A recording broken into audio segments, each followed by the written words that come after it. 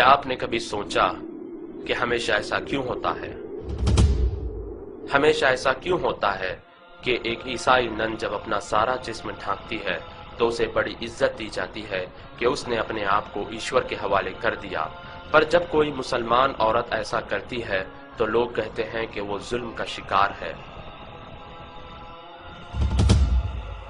हमेशा ऐसा क्यों होता है कि एक यहूदी या सिख दाढ़ी रखता है तो वो अपने धर्म का पालन कर रहा है, पर जब कोई मुसलमान दाढ़ी रखता है तो वो कट्टरपंथी कहलाता है।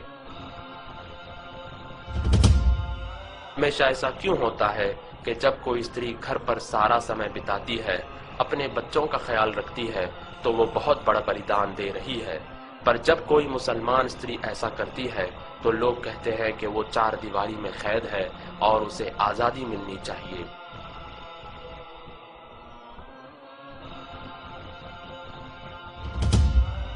हमेशा ऐसा क्यों होता है कि जब कोई शिक्षक अपने सब्जेक्ट में आगे रहता है तो वो कामयाब शिक्षक कहलाता है,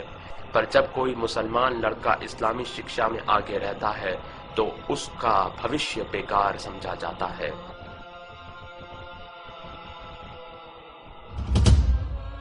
हमेशा ऐसा क्यों होता है कि जब कोई यहूदी या ईसाई किसी का खून करता है तो उसका धर्म नहीं बताया जाता, पर जब कोई मुसलमान किसी जुर्म में पकड़ा जाता है तो इस्लाम को बदनाम किया जाता है।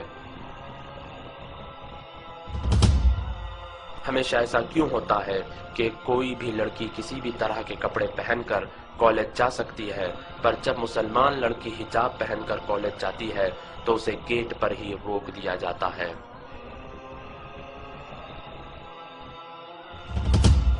हमेशा ऐसा क्यों होता है कि जब कोई व्यक्ति अपनी जान पर खेलकर लोगों की जान बचाता है तो उसे बहादुर और वीर कहा जाता है, पर जब कोई फलस्तीनी नागरिक अपनी जान पर खेलकर अपने बच्चे को गोली लगने से बचाता है और अपने भाई का हाथ दुश्मनों के हाथों तोड़े जाने से बचाता है और अपनी माँ और बहन की इज्जत बचाने के लिए दुश्मनों से लड़ता है और अपने घर को आग लगाए जाने से बचाता है और अपनी मस्जिद की रक्षा करता है, तो उसे आतंकवादी कहा जाता है।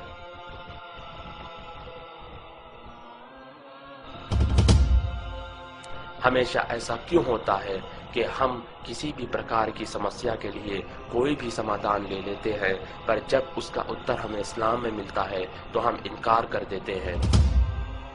हमेशा ऐसा क्यों होता है कि जब कोई ड्राइवर बेहुदा अंदाज से कार चलाता है तो कोई कार को दोषी नहीं ठहराता, मगर जब कोई मुसलमान गलती करता है तो इस्लाम को दोषी ठहराया जाता है।